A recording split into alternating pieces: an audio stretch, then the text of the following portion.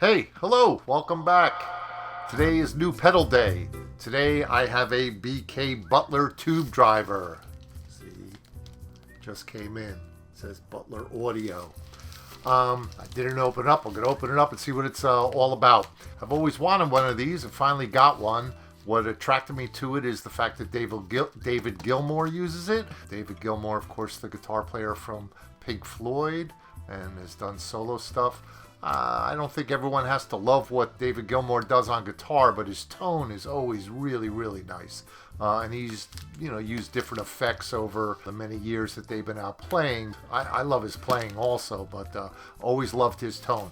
And this is a pedal that he used for a while.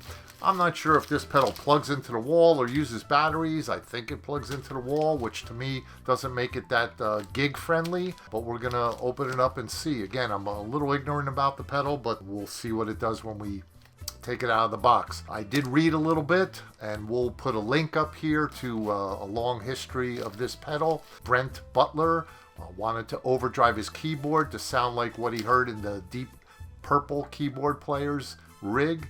And he took an old stereo record player and modified it, put it in a little box, and then handed it out to some other guitar players in the area. They liked what it did, and he's modified it over the years. It was distributed originally by Chandler or someone prior to Chandler, but then Chandler, he worked for Carvin Guitars. That's where he got his background in electronics, I guess. And it went from there. You can see on this package it says handle with care. The reason that it does is because there's a tube inside, and what this pedal does is drive the tube like a preamp tube in your guitar amplifier, but this does it in your pedal, so you can push the amp hard with an actual tube instead of just a circuit, which is kind of a cool thing. One thing I want to point out, it's kind of funny to me here, it says handle with care, fragile. I work at a company that does a lot of business with UPS, and the UPS driver told me that when it says fragile, that means they kick it with the side of their foot as opposed to the toe of their foot. So anyway, I hope everything's intact, and what we're going to do is open it up and see what's inside. Here we go. I just want to clarify, UPS is the best. They're great. They're wonderful. They do a great job. Okie doke. We got a razor knife. We're going to cut it open. Kids, be very careful. Make sure your parents are around whenever using a razor knife. Here we go.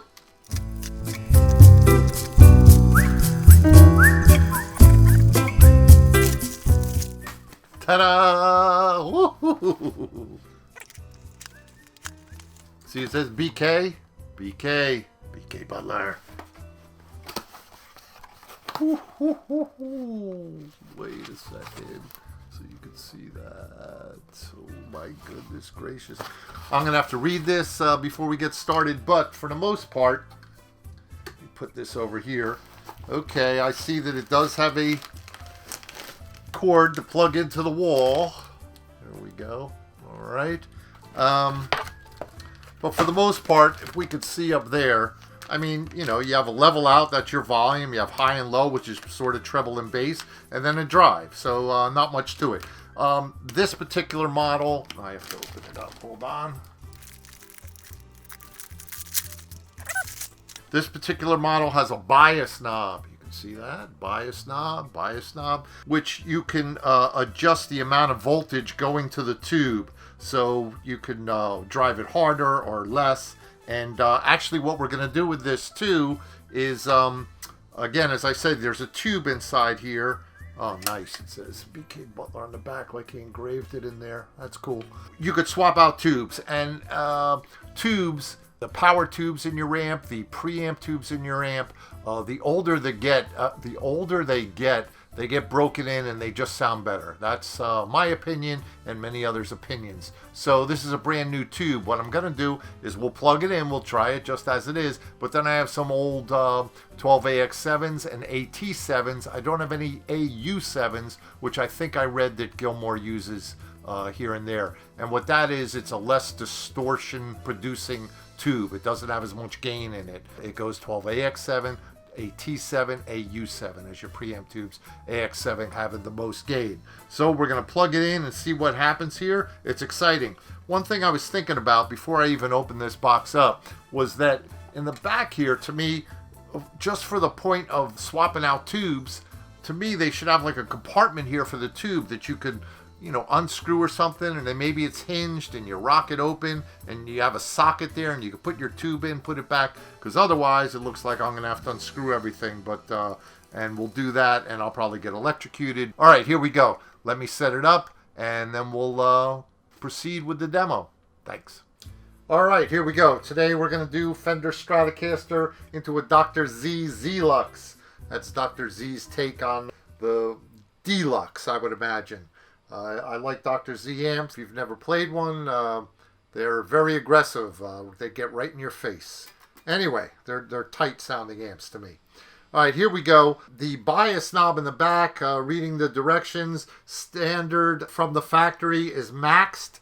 That's where I have it. You could back it off to, they say 233 o'clock is what most people desire it as. I'm going to start off max. Let's see what happens. Here we go. Dr. Z clean.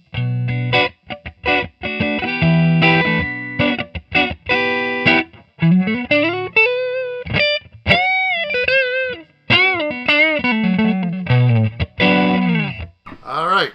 Tube driver.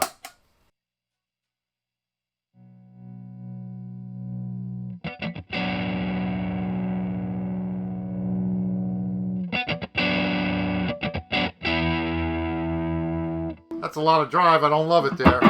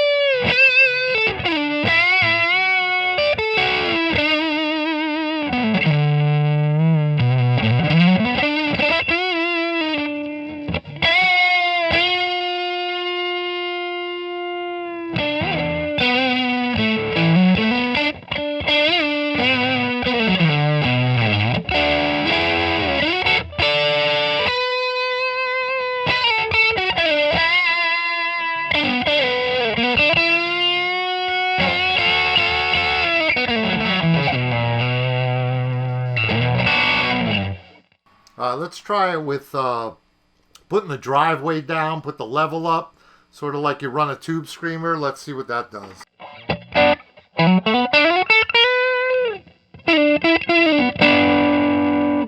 like that better.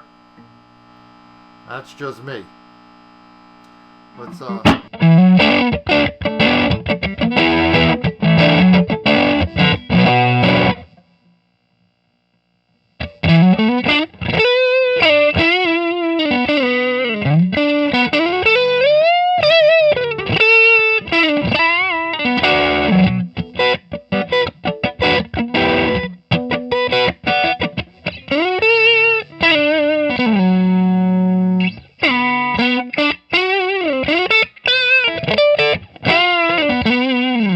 Alright, I'm going to back off the bias a little bit. Put it to where they recommend. See what that does. Can't see any difference. Let's see. Max it. This is minimum. Definitely a difference. Midway.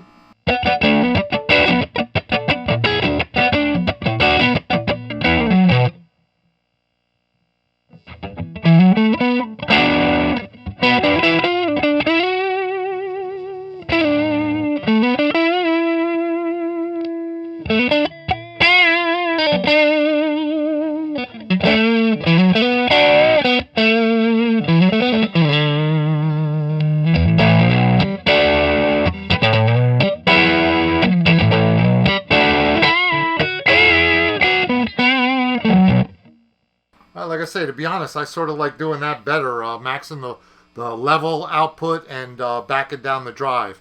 But let's just do it one more time. Get the drive up. Gain up, I mean, and put the level down. See, for me, that's ratty.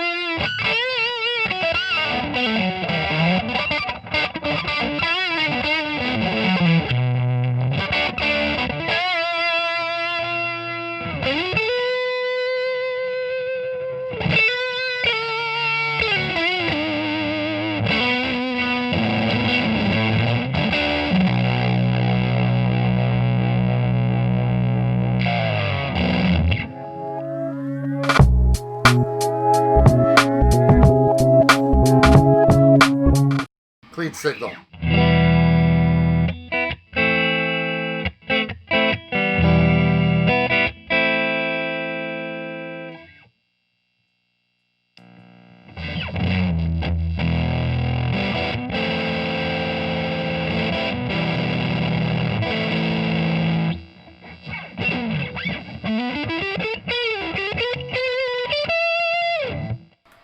Let me say that again, I don't know if you could hear it, but it's certainly warmer, rounder, not as edgy, which I like. But man, hitting chords is pretty bad.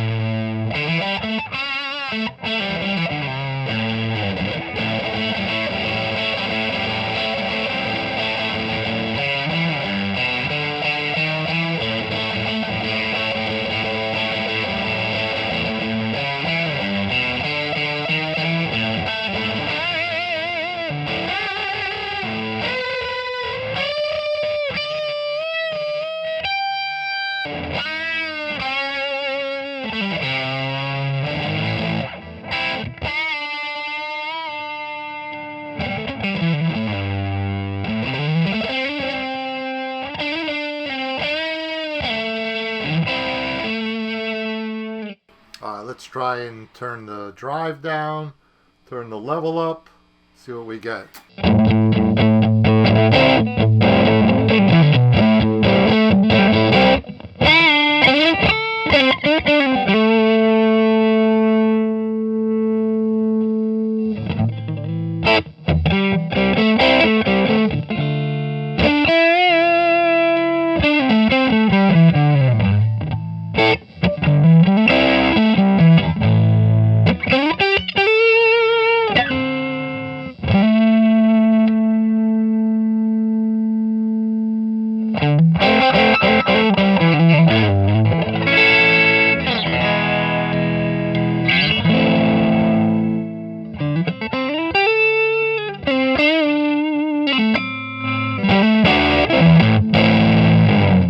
I'd say I'd like that Muller better. I think I'll try an 12 AT7 and then we'll be done for the day. Here we go.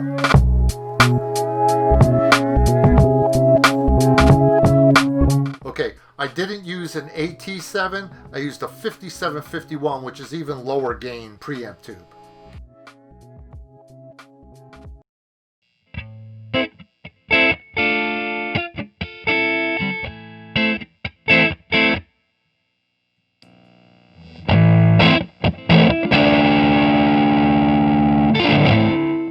What happened there? Ooh, ease up.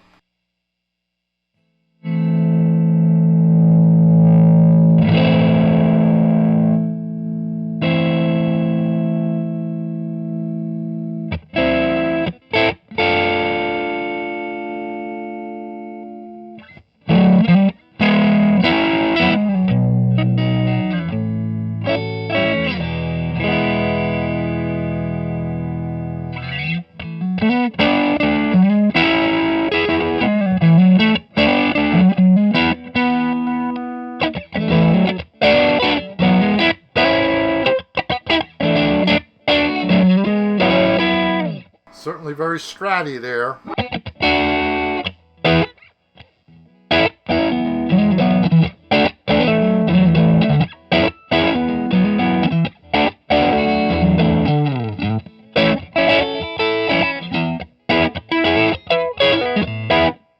All right, let's drive it.